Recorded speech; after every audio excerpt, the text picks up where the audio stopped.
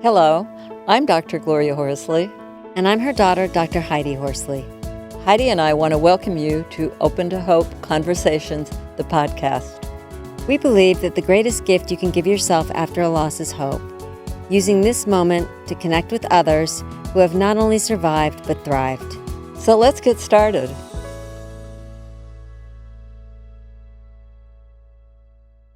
Welcome to the Open to Hope show. I'm your host, Dr. Gloria Horsley, with my daughter and co-host, Dr. Heidi Horsley. Hi, it's great to talk to you today. Today's first day of Hanukkah, Heidi. Happy holidays, everybody out there who celebrates Hanukkah. Many of my friends do. Mm-hmm. Yes, welcome to the celebration. It's important. The holidays can be a tough time if you've had a loss. Heidi and I are on today to help you a bit during the holidays. Now, Heidi, we've done some change up this year. You know, usually for the last 21 years since 9/11, we've been getting together as a whole family. And this will be the first time in, like you said, over 20 years that we're not together.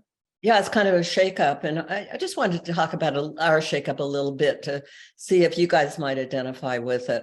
Heidi's dad, my husband, Phil, of 60 years, died a couple of years ago. For the last couple of Christmases, we kind of have not shaken things up. But this year, we're going to do it on our own, because one of the things that I found, I have a new partner, and he's got family. And then Heidi, I find that I've got the 10 grandkids, they've got partners, and people are, wanting to do different things. I love Hawaii. What can I say? I'm not going to lie.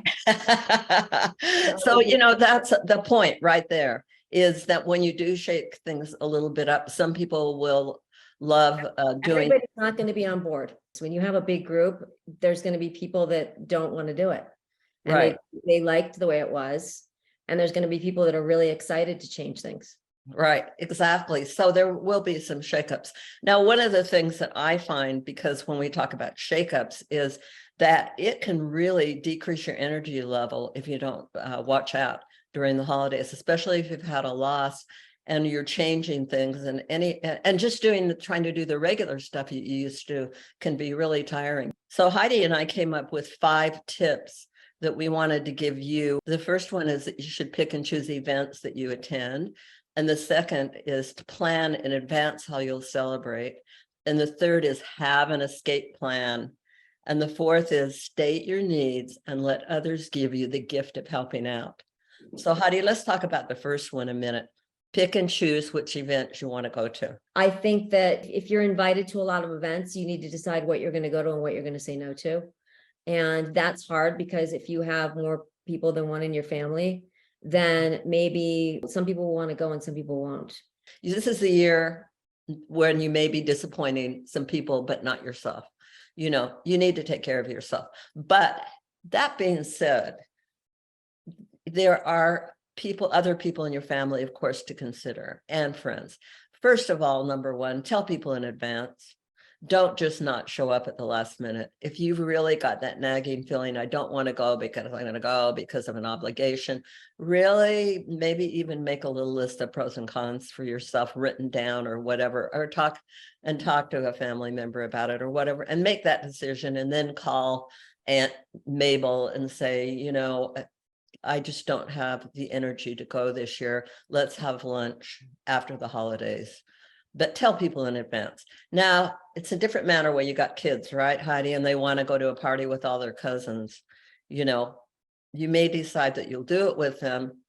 But on the other hand, you could have a family member take them, right? The thing that's hard is when you have children, they want the holidays are really important to them. And they want to celebrate. And I know that sometimes parents feel like they can't do it. But sometimes there needs to be some kind of compromise, because otherwise kids feel like they're being punished, because there's been a loss. And give them permission to have fun. Plan on how you're going to celebrate. You can change rituals or start new ones. Let others do some of the work, even though the ritual has been that everyone came to your house for a Christmas dinner. People, they have very high expectations for the one day. And, it can be a setup for getting let down. You may have to change it up a little bit. Or, you could do a potluck. And Heidi, I've talked to some people who, if they've had a recent loss, if we were all around together doing a cooking, we could have everybody bring a dish that their dad liked. I love that. That's a great idea. or their sibling liked. And you can do that for New Year's too. Have a theme potluck. Yeah, I love that idea. Don't be afraid to change up some of the rituals. Things that you do can bring up a lot of memories. And some of them can be kind of sad, and you might want to try buying some new decorations this year, or changing it up again and doing something different. Okay, how about this one, Heidi? Have an escape plan. I think this is so incredibly important. Yeah, I think that one of the things that happens is if somebody drives you somewhere and you can't leave, sometimes you feel like, okay, I don't want to be here anymore. And there's no way to leave. So like you always said, Mom, have either drive yourself or have an Uber, or, have a way to get home if you feel like, okay, I'm getting overwhelmed. I don't want to stay. Have that plan in advance so that, and tell your host, Yeah. I have a limited amount of energy this year. I'm going to stay as long as I can. I mean, I guess the other thing I want to say is I feel like sometimes kids, regardless of their age, people don't weigh in with them. So I would say, rather than having one person make all the decisions for everybody, go around and ask everybody, okay, what's the one thing that you want to do this holiday? And get weigh in from everybody, and maybe just have some compromise. That's really and saying to the kids, you're young, you have more energy than I do, and I want to conserve my energy for certain things. So if I leave a little early, don't worry about it. You can come home with Uncle Jim. Yeah, absolutely. So, but tell people in advance. One thing I think is really important, Heidi, is the Christmas dinner or the holiday dinner or the Hanukkah dinner or whatever you're doing. Talk about the toast, because I love that. Well, I think sometimes we assume that people's names are going to come up, that Scott's name's going to come up, that my father's name's going to come up during the holidays. And that's not necessarily true. Sometimes people don't bring them up. They don't want to make you sad, or maybe they're not even, I don't know, they're maybe not even thinking about that person. So if you want your loved one's name to come up, if I want Dad's name to come up or Scott's name to come up, I either need to do it myself or ask somebody that I think would want to do it if they would give them a toast or remember them for me. Because sometimes it's too hard for us, depending on how long. If you're going to a party, you can either do it yourself or do it with your partner or with your kids. You can say their name and have a toast before you leave the house. Also, the holidays bring up all the memories we had of the person that died. I'm missing Dad a lot right now, and that's okay. It's only been a couple of years since he's been gone, and holidays were really big for him. Getting the loved him. Real priority, and he had a lot of ritual, and he's not here anymore, so that ritual is no longer happening. So we have to figure out, what are our new rituals? What are we going to do now that Dad's no longer here?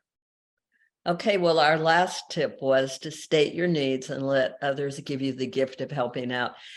We have a hard time asking other people to help. It's not, it's not in our nature. We like to do it. We like to do what we want to do when we want to do it, set it up the way we want. And asking other people to help out with this can be tough. Well, and also, if you're going to ask other people to help, don't have expectations about how they need to do it. Sometimes we ask other people to help and like, oh, you didn't do the roles right, or you didn't do this right, or you didn't do that right, or you're not doing it the way I'm doing it. And then the person is like, okay, well, maybe I don't want to help them, or maybe I don't want to do it. Or I don't feel valued. It's a gift to them when you ask somebody to help you, particularly during Hanukkah or Christmas or Kwanzaa or whatever holidays you celebrate. When you ask people to help you, it's giving them a gift. If you can receive it graciously, as with any other gift, ask for it and then receive it with grace and with a thank you. Another thing that you might want to do, which I have done because I've got 10 grands, is I've started giving people money this year for Christmas, because I just don't have the energy to go out and shop for all these people and, send it. And I also think that is correlated with age. When you have little children, they want to unwrap gifts, etc. But your grandchildren are all 17 to 30. I mean, most of them are young adults, and I think they like the money because then they can get whatever they want and need. Right. For kids, let somebody in the family go with them to buy Christmas gifts. if they want to go to the mall, a lot of people are doing online, but sometimes little kids want the excitement, or adults, they want to go out with somebody and go shopping. Ask them who they'd like to take them shopping. You can do a little bit with them, but if it would be more fun, ask somebody to take them along and to the mall, because the malls can be really stressful this time of year. It's hard to park. Not only can they be stressful, Mom, but they're just reminders of what you've lost. You've got holiday music, you've got reminders everywhere that somebody in your life has died. Absolutely. And I will tell you something, when you've had a loss, it's darn easy for you to lose your car at the mall anyway. But if you're in the throes of recovering from a loss, how many cars have I lost? Yes, take a picture of where your car's parked, even if you think you're going to remember. Exactly. So do that for yourself, or have somebody drive you to the mall and drop you off in front of the store, set a time and have them pick you up. Or live in New York City and subway to the mall. Absolutely. Cards, if you're a card lover and you want to send cards, we always sent cards, and with your dad, we always went and had them engraved or some special card. It was a big thing for he and I to go, shopping. Go card hunting and getting these cards, and he liked to save them all. And wow, you know what? I'm not even sending a card this year. You all had beautiful cards. I think a lot of people aren't sending cards anymore, but yeah, I think that's a personal decision. But again, if you have small children that like to send cards, then there needs to be some kind of a compromise, maybe. Right. One of the things you can do too is you can send an Easter card instead, or you can also send a New Year's card or whatever. I love the idea of a New Year's card, Mom. I've done that a couple of times because it's so busy and emotional and crazy this time of year. And then after the new year, it kind of calms down. So it's a good time to do that. Yeah. And then you can take your time. You can start on New Year's and write notes to people too. If you're a person who likes to do that, you can take time to enjoy writing and thinking about people and saying, I'm thinking of you, and the holiday season was busy, and hope things are well, and that kind of thing. So it can be maybe even cathartic thing to write a card. Well, let's run over our 5 points again. First of all was pick and choose which events you'll attend, plan on how you'll celebrate, have an escape plan, state your needs, and let others give you the gift of helping out. Heidi and I want to wish you all a peaceful, hopefully restful, and meaningful holiday season.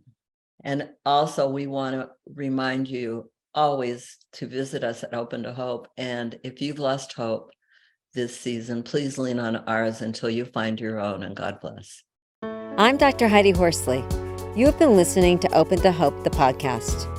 You can follow Open to Hope on Facebook, Instagram, and Twitter.